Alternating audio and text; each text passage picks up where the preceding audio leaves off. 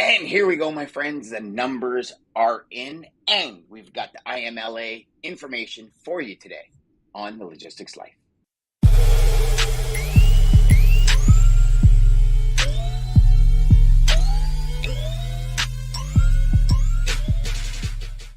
Hey, everybody, welcome back. So, back to Data Day today. Dean, welcome, my friend. It's an absolute pleasure to always have you on here. And I know we do niceties every Wednesday, but it is, my man. Like, it's so cool to have you on here still. We're going on almost 2 years of doing Data Day.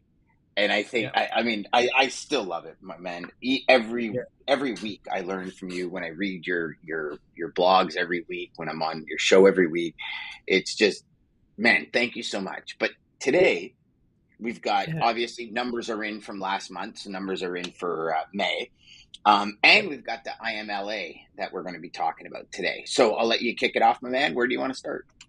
Yeah, I think the big news yesterday was the ILMA withdrew from negotiations. And that's a pretty big deal because remember last year we had a lot of talk about this is the international longshoremen that control the supply of labour on the eastern Gulf Coast. Remember the longshoremen union last year on the West Coast had their labour agreement ratified, and there was lots of rumblings about strike action or go slows, and that certainly materialised, and that impacted.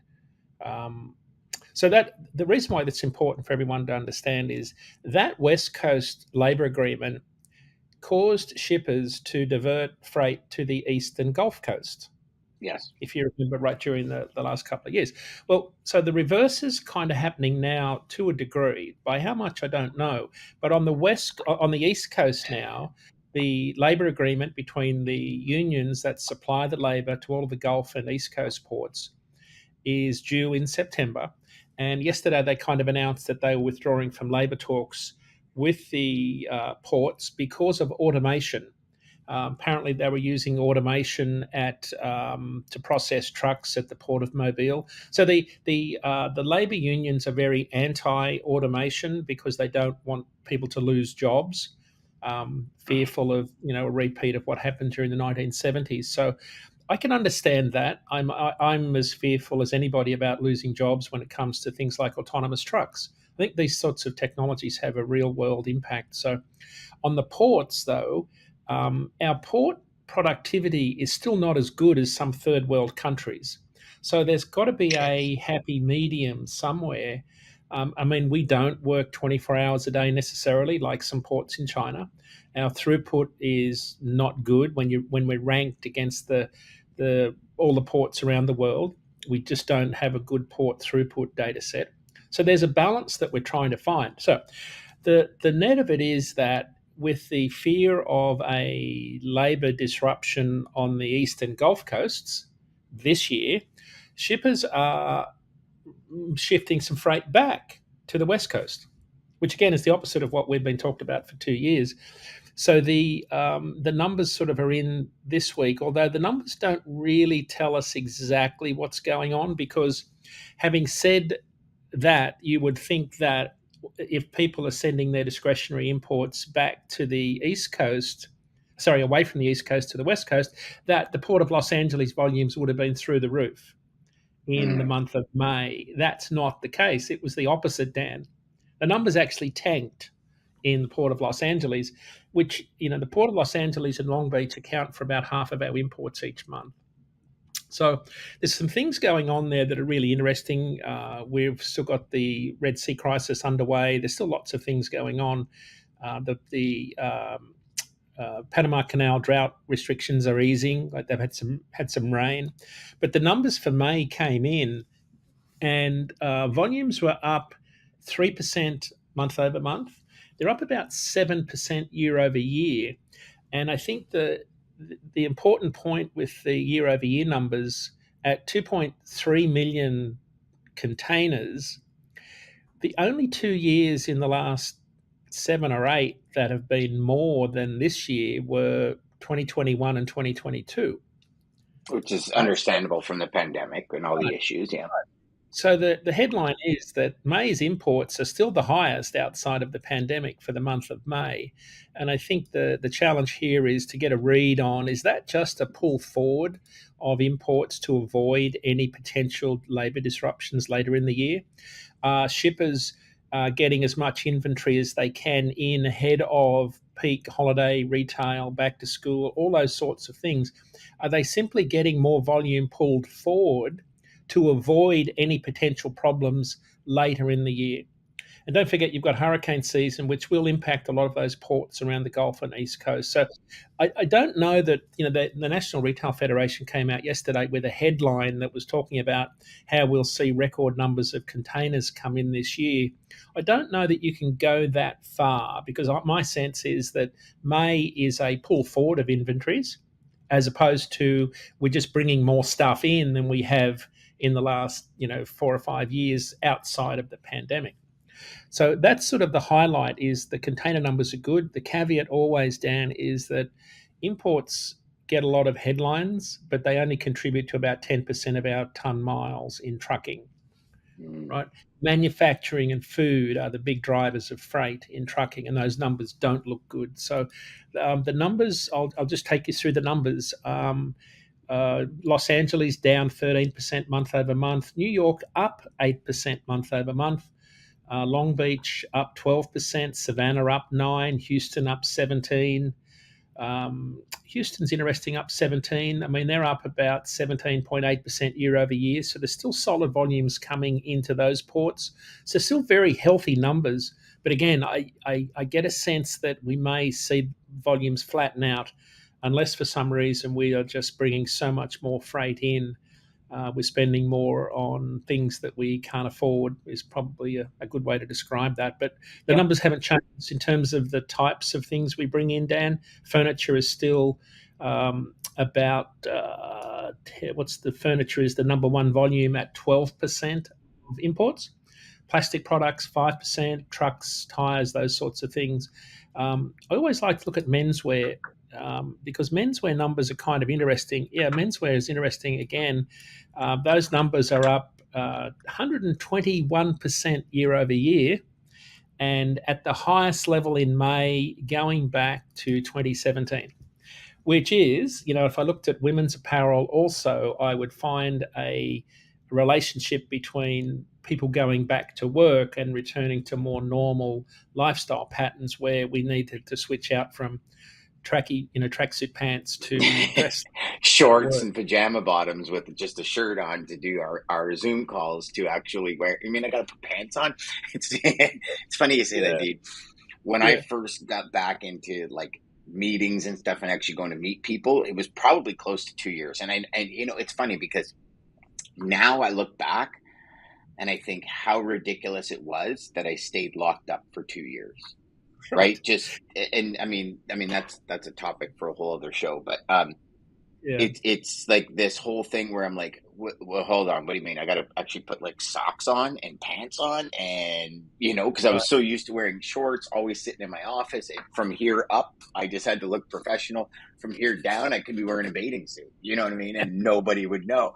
And it was like one of these things where it's kind of, you start to giggle, because even now, now, obviously, a little bit different because I got sick right after and stuff. But even now, it's like I go to put, pants on or something because I'm leaving, and the puppies think that it's time to go somewhere. Because literally, like during the pandemic, the only time I put clothes on was when I went to take them out. You know what I mean? Like it's just crazy how it all just, wow. Yeah. But I could see that because people start going back to work. I know there's a lot of companies now that are mandating people come back. Now depending on if you chose to be lax on your dieting and exercise routine or chose to increase it, you're going to need new clothes to get out there, right? So yeah, makes sense. Yeah, so I think why we should all care about this. So even though that volumes are about 10% of truckload demand, they do impact port markets. So if you're a broker, a 3PL that works around port markets and is sourcing capacity, even though it mightn't impact the national needle, any disruption at ports, whether it be hurricane season or labour agreement stoppages or just go slows, it will have a profound impact. Remember during the pandemic when import volumes surged into Los Angeles, we saw triple the rail volume, triple the truckload volume move between Los Angeles and Chicago, Mm-hmm. which is the same lane that about 30% of our imports move, to move inland. So at a port level, you will see incredible capacity shortages if this does pan out. So you'll see disruptions at like our number 4 port, Savannah, our big port in Houston. You'll see an impact in Houston for break bulk tonnage for flatbed carriers. So you got to watch. You got to watch this news. It's kind of it feels like a bit of saber rattling, to use that term. It's part of a negotiation tactic. But the two will have to find a happy medium at some point, because you will see volumes start to move. In particular, the West Coast is already starting to see capacity tighten down. It's a really interesting phenomenon where it's been fairly loose capacity for a long time. One of the data points I like to watch is the amount of outbound loads moving out of California. They're up about 7% year over year, but rates are flat compared to this time last year. One of the lanes that is, I think, directly connected to imports is the Los Angeles to Phoenix lane, because Phoenix is becoming a big warehouse Yeah, it's fulfillment a market. huge hub. I think it's starting to become a huge hub. There's a lot more tech companies and stuff Yeah. building in Phoenix as well. Yeah. So in the last week, volumes are up 30%, rates are up 1%, up to 285 a mile on that Los Angeles Phoenix lane. So you're starting to see capacity tighten, in particular in California. And I think that's a market that you've got to watch carefully because of all the regulations, all the changes, the push for, battery-powered vehicles, alternative energy source vehicles. The fact that manufacturers now have to have a higher percentage of battery-powered or electrical, what's the word I'm looking for? An EV, I'll call it EVs, a change in the mix of trucks they make at factories. So you've just got a bunch of regulations. You've got AB5 sort of changing the status of whether you're an owner operator or an employee. And then you've just got a reluctance of carriers with older equipment that aren't CARB certified to run into California, into the state of California. So I think that's one you've got to watch very carefully as it relates to imports and exports. Is the state of California, I think, is just going to have a perpetual tight capacity situation for longer haul freight. So that's sort of the news on that front there. But Wall Street Journal, Paul Bergen had a great story out yesterday on the port workers' strike. He likened the Lars Jensen actually in LinkedIn today had a really good data point about this. They were talking about the automation at the port of Mobile, and he made a great analogy. And he said that the efficiency of that particular port in Mobile is lower than the operational performance of the port in Mogadishu in Somalia. Yet, and Wow. the ILMA wants to roll back automation. Right, so this is sort of the age-old problem that we've got here. Is we've got labor unions on one hand, and we've got automation on the other, and we're a long way behind when it comes to ports. It was never more obvious than during the pandemic. So that's where we are, Dan. Imports are still rocking in. I would be watching carefully some of the bigger ports, your top 4: Los Angeles, New York, Savannah, Houston in particular. If you're looking for capacity in those ports, you've got to watch the news for any potential signs of disruption that'll impact both dry van and the drayage market in particular. I hear you. You mentioned a couple of things, Dean, and I spoke about it on yesterday's show. Yesterday's show was all about how real estate is so similar to logistics.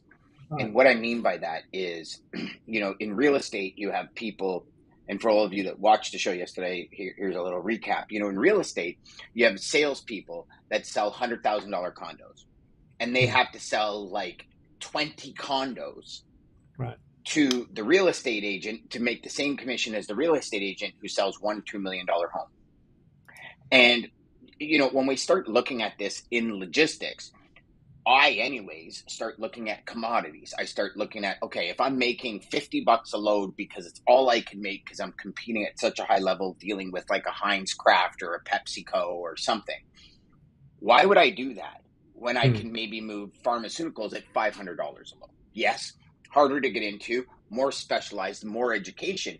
But in the end, what matches my lifestyle better? And, I look at what's happening when you talk about, California, and eventually to the point where you're going to have to spend the money on this new equipment, on electric equipment to get into I think that's the way it's going to go, in all honesty, when it comes to California. Is I think there's going to, over the next kind of decade, what's going to happen is only specific suppliers are going to go there that can afford to buy this new equipment. And so that's going to change the rates and how that rate process entirely works. It's almost going to be these, and the way I see it anyways, and love your thoughts on this, is like these pockets of areas, for lack of a better term, right? Like they're going to become almost their own markets. Right. In the sense of, you won't be able to say, oh, if California's average is this, then the average in Phoenix should be this. And I think it's going to be way more compartmentalized. I think that's a word. And that's not like geographicality, but it's going to take geographicality to the next level, Dean. I'll tell you that right now. And then to further that, when you're talking about the IMLA and automation, right? I think kind of like the Amazon effect came into shipping, I think the TikTok effect is going to come into every single company. And I truly believe it. Even myself on the weekend, I was telling my wife yesterday, and I actually spoke about this on Monday's show. I'm starting to GPT everything. So what I mean by that is I'm taking the best pieces of knowledge that I can find, educational pieces. So like for me, I don't know if you ever tried the app Notion, right? I'm getting really big into Notion. I'm getting really big into the productivity level of it, creating a second brain so I can dump all the information and it doesn't keep me up at night anymore. Like I'm really getting into this level of productivity, this level of greatness, and like really trying to take myself 10 rungs above in a very short period of time. So I was telling my wife yesterday, I spend, 3 hours a day watching videos, learning the program. And then I stopped and I said, okay, how do I do this faster? Because I think anything we do, if we can learn to do it faster, but not compromise on quality, we're winning. So what I did is I started taking those videos and I put them into GPTs. So now I can ask a specific question. I don't have to go through a 20-minute video to find that one piece I want. And I know a lot of people have said, because I got some comments back from Monday's show saying, well, what about just chapters? But still, if I got to go find the video, then I got to look, then I got to find the chapter, then I got to watch the chapter. In that time, I've typed, read, and completed the task that I'm trying to complete. Because in every video, it's not just one task. Here's a 45-second video about this specific task. It's like, this is what we're doing, but you sometimes get caught at that one specific task in the middle. So I started doing this with everything.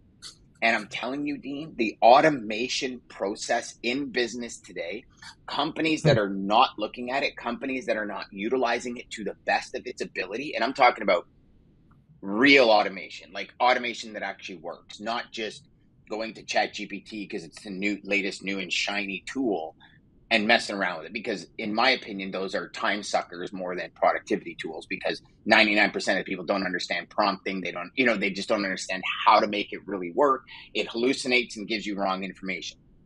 I'm talking about setting up automation in a way that actually moves the needle. And I think anyone that's not doing that is falling behind at a rapid pace. And I'm saying more rapid than we even thought was rapid 10 years ago.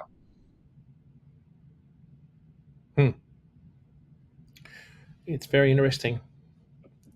Yeah, it's so let's get into IMLA, because I want to hear from you, like because to be completely transparent, I haven't followed this yet.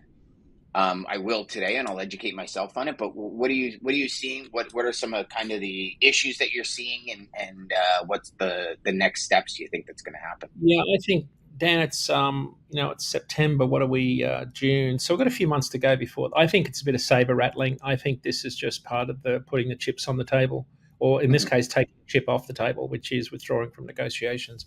I think they'll reach an agreement. There's too much at stake, um, and but they've certainly got the upper hand at the moment. The labor, supply of labor always has a very strong foothold when it comes to Yes. unionized workers. So I just think it's something to watch. The big one, of course, is Houston and Savannah. They're big ports that you've got to watch very closely. You've also got to watch, the ports around the Gulf Coast because we have a lot of fuel gets moved. That's sort of the epicenter for oil production, chemical production. So any disruption around those ports will be important. Florida gets most of its diesel by barge from the Gulf Coast. So there will be a ripple effect if they start to slow things down. It doesn't necessarily mean there'll be a strike per se, but if they do things like they did in Oakland, which is lock out machines because of safety concerns, if they lock out a rubber tied gantry crane or a forklift and then the shift goes down for the day, that's the sort of thing you'll see pop up, and that'll cause a supply chain disruption at a time of the year that really is peak shipping season. So Mm. the renewal of this labour agreement really is coming into peak shipping season. That's why I think that the higher May numbers that we're seeing are really a pull forward of inventory as shippers look to get ahead of this, both by moving freight back to the West Coast. Shippers are still making pretty good savings when it comes to moving freight on intermodal. Intermodal is a big Yep. competitor of truckload capacity. We're seeing Ari Ash put out some numbers yesterday saying that because the intermodal, this is important for truckload, why we're not seeing as much volume in the truckload market is rates are still really favorable on the intermodal railroad side of the business because the Mhm. average shipper who's moving freight on the intermodal side of the freight network is saving about 25% compared to truckload. And that's the same on spot market also. So you need to get down to once you get down to about a 10% margin, once your contract rates on intermodal are 10% higher than truckload, your savings, truckload becomes more favorable because that 10% gets eaten up by all the lifting fees at intermodal ramps and your drayage Yes. costs. But right now, um, they're at about 26% savings versus truckload.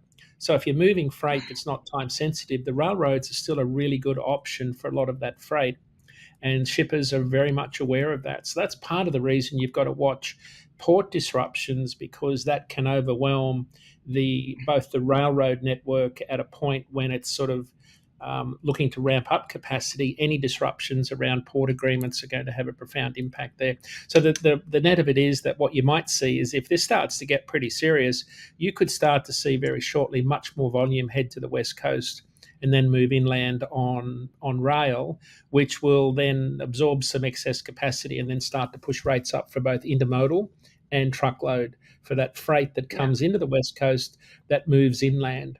Because the vast majority of freight that comes in from overseas into Los Angeles heads east of the Mississippi, right? So that's the reason it comes in there is because the cost advantage of moving freight long distance by intermodal. And Chicago was, of course, your big hub for all of that freight, as we learned from Jim Blaze on our show a few months ago about why Chicago was such an epicenter. Yeah. Yeah. It'd be interesting to see what what transpires over the next little bit. Let's keep up to date on that for sure. Yeah. What do you got going on next week? Um, Non-travel. I'm in New Orleans this week at the Transportation Marketing and Sales Conference. It's a 100-year anniversary conference here in New Orleans in the French Quarter. I'm on a panel with Lee Klaskow from Bloomberg and the ATA talking about the freight market today at 11 o'clock. So that's this week. Next week is a non-travel week, but we're busy in the truck show season. Dan, we had the American Truck Historical Society show last week. People from all over the world came to York, PA, and it was really interesting because if you're a history buff, you got to see all of the truckers that were during the period before deregulation and immediately after deregulation. So, Nice. and you get to see uh, trucks that are chain driven, right? So they're that old, they're chain driven. I got to see the very first semi trailer built by August Fruoff in 1914, the very first trailer, semi trailer. And then of course there was people from all over the world there, but it was just good to get the sense of history of where our industry came from. So that was last week. There were about 1,000 trucks there. It's one of the biggest shows in the country. And if you ever doubted that trucking wasn't either a great industry or doing exceptionally well, just go to a truck show. Because it's not what you read in magazines or trade media. We're still looking for. I'll tell you, I went to Truck World, and right. Yep. I was blown away. And it wasn't a big. I mean, it was compared to those events. It wasn't a big one. It was at the International Center in Toronto. Yep. But I'll tell you, just talking to like Cummins, talking to some of the engine makers, looking at some of the equipment, seeing what's coming down the pipe, some of the non-OEM and aftermarket suppliers, and just the tools and the things that they put on trailers. And like, I got a buddy that works at a company that specializes in like excavating equipment and stuff and tractor trailers. And it's like a complete system that greases and oils every single joint on a time schedule. And I'm like, really? He says, well, yeah. He says, those big excavators, he goes, like, they need greasing every day to make sure they run properly.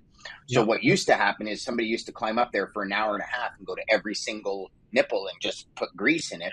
And he goes, and now we just create an entire system where literally you get in, you push a button, it goes, greases everything, then the thing starts. And I'm like, see, that's just automation. We talked about it at the beginning of the show. That's an automation that works for productivity, right? Yeah. Amazing. The other show I'm looking forward to is in August up in Athens, Ontario. Charlie Tackerberry, they're a big gravel company. They have he's got 300 trucks in his collection, and he has a big truck show there every year. So that's going to be a really good event. There's a lot of Canadians that are long-term truckers in the industry, because they've both been in the cross-border business and locally. So this is truck show season. Looking forward to it. We're still in the doldrums. So are you going to the ones in Athens? Oh yeah, coming to the one in Athens. Yep. So then what we're going to do is we're going to do a live show from there. Yeah. I'll meet you there. I'll be in Bridgewater, Nova Scotia the week before at a big truck show, and then I'll be driving across to Toronto. You and I'll catch up at some point. I'm going out to see Chuck Snow, and then pick Mike Gaffin, the Boston trucker, up from Pearson Airport, and him and I are going to drive over to Athens. So we've got a good couple of weeks already lined up. And are you bringing Grumpy Pete? Are you driving this in Grumpy Pete? Of course. Naturally. Oh, well, I'm coming with you. I'm coming with you, brother. For sure. You can get in the bunk and on the lounge. Yeah, sit on. Done deal.